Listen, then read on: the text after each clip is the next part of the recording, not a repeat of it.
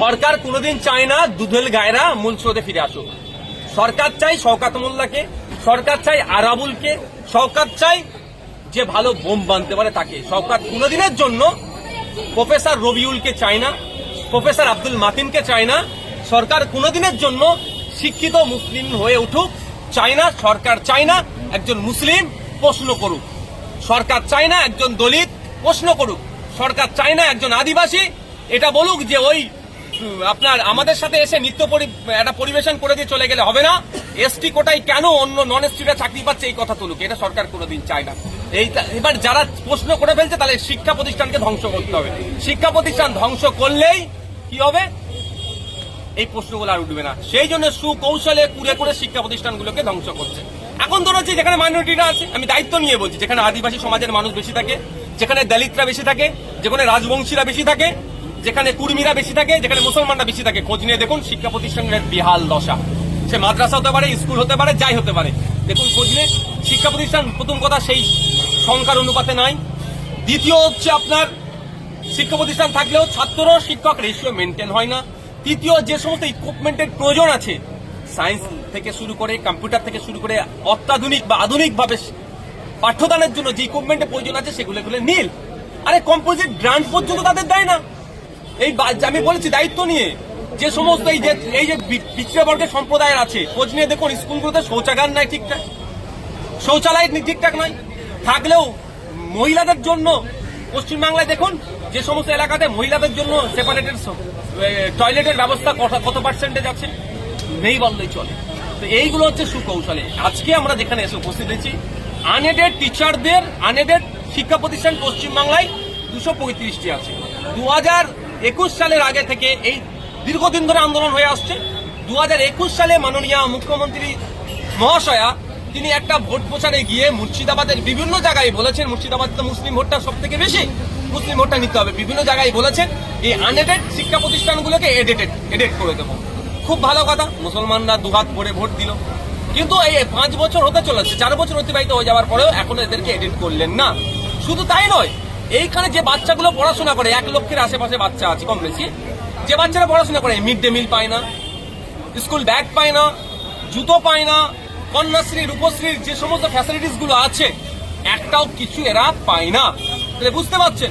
আবার এই মুখ্যমন্ত্রী হাউসের মধ্যে বলেছিলেন যে উনি খুব চিন্তিত, খারজি মাদ্রাসার ছেলেমেয়েরা নাকি মেন স্ট্রিমে নয়, ওদেরকে মেন স্ট্রিমে আনার জন্য ওদের একটা হাই লেভেলের একটা কমিটি গঠন করে এইগুলো কম্পিউটার দেওয়া হবে, আপনার কি বলেন খেলাধুলার জন্য উৎসাহী করাবে, হ্যান করাবে, তা হবে, অনেক গল্প শুনিয়েছিলেন। খারজি মাদ্রাসার ছেলে মেয়ে প্রায় 10 লক্ষের কাছাকাছি আমাদের রাজ্যে আছে, 10 লক্ষকে দেবে। আর এখানে 235টি শিক্ষা প্রতিষ্ঠানে যে বাচ্চাগুলো আছে তাদের জন্য একবারও ভাবছেন না সরকার। মানে হচ্ছে শুধুমাত্র ভোকাল টনিক দেওয়া, এই সেই ডবল চাকরির গল্প যেমন শোনানো ছিল সেই চাকরি শোনানি হচ্ছে। এখন এরা অবস্থান বিক্ষোভে বসেছেন মাদ্রাসা টিচার অ্যাসোসিয়েশনের পক্ষ থেকে যে ডিমান্ডগুলো নিয়ে, সে বৈধ ডিমান্ড, অবিলম্বে সরকারকে এই ডিমান্ডগুলো পূরণ করতে হবে। সমকাজে সমবেতন এদেরকে খাটিয়ে নিয়ে হচ্ছে। 1 তারিখেই তো কালে মে দিবস উদযাপন হলো। শ্রমিকের শ্রমের কথা নিয়ে অনেক গল্প আওড়ালেন। ইনারাও তো আমি ওই শ্রমিক বলে অপমান করছে, অন টাইপ অফ। তাহলে ইনাদের যে মেহনত করছেন, যে শ্রম দিচ্ছেন, সে মূল্যায়ন হচ্ছে কোথায়? 5,500 টাকায় আজকে কি সরকারি চাকরি আছে? একজন গ্রুপ ডি স্টাফের ক্লার্কের 12,000 টাকায় কি মাইনে আছে আজকের ডেটে? এই চরম মূল্যবৃদ্ধির সময় এইসব নিয়ে। আচ্ছা, আপনি বলছেন এইসব শিক্ষক থেকে ছাত্রদের অশিক্ষিত করে রাখা হয়েছে, সরকার চাইছেন না তাদের শিক্ষিত করতে, কিন্তু ভোটের সময় এদের উপরই তো রাজ্য সরকার একটা বড় ভোটের উপর নির্ভর করে থাকে। কেন তাহলে এই ধরনের? আমি আবার রিপিট করছি, সরকার কোনো মতেই চায় না মুসলমানরা শিক্ষিত হোক, দলিতরা শিক্ষিত হোক, আদিবাসীরা শিক্ষিত হোক, পিছিয়ে বর্গের হিন্দুরা শিক্ষিত হোক। সরকার কোনো মতে চায় না। এরা শিক্ষিত হয়ে গেলেই তাহলে শুভেন্দু অধিকারীর হয়ে কে মারামারি করবে, কে মমতা ব্যানার্জির হয়ে মারামারি করবে, তো ভাগ করে নিয়েছে। দলিত আদিবাসীদের একটা হেভি অংশ বিজেপির হয়ে হই হই করাবে, আর মুসলমানদের একটা অংশ তৃণমূলের হয়ে হই হই করাবে।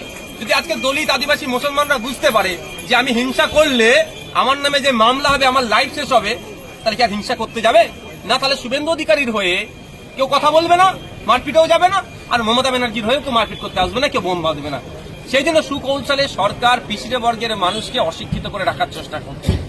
সেই জন্য এদের শিক্ষকদের না মজুরি ঠিকঠাক দিচ্ছে, না শ্রমের মূল্যায়ন করছে, না বাচ্চাগুলো যেখানে পড়াশোনা করে সেই প্রতিষ্ঠানের যে ইকুইপমেন্টগুলো প্রয়োজন আছে সেগুলো ঠিক করে করছে।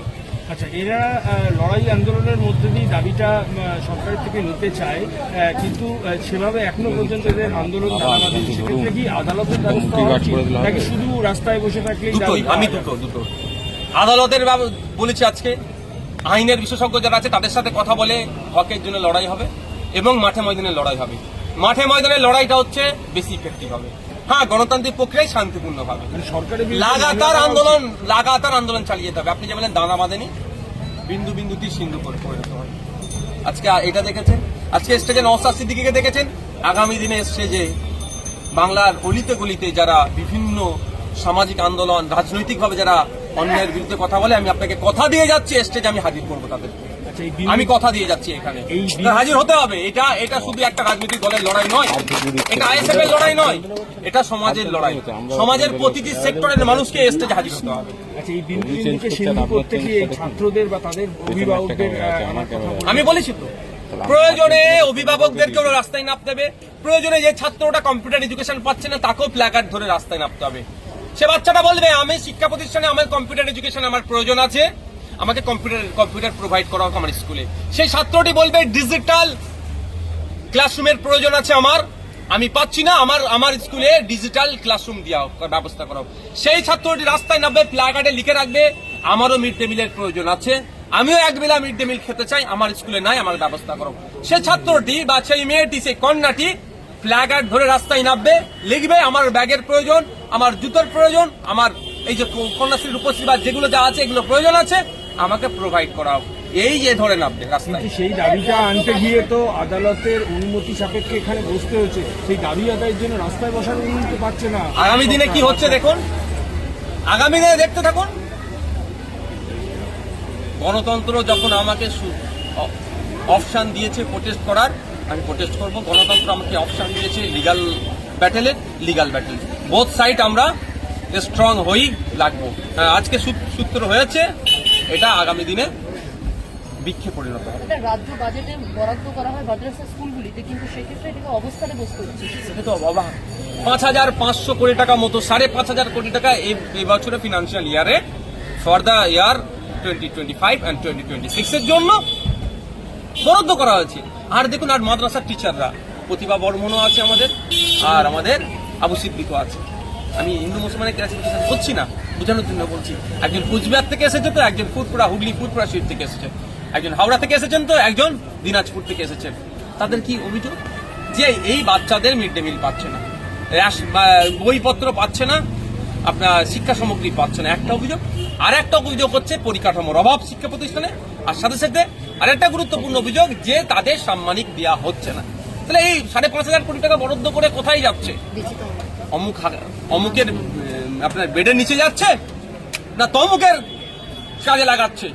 যারা মনে করছে মুসলিম সমাজে যারা রাহবার হিসাবে নিজেদেরকে দাবি করছে, এবং একটা মাইনরিটি কমিউনিটি যারা রাহবার হিসাবে নিজেদের দাবি করছে, তারা কি করছে?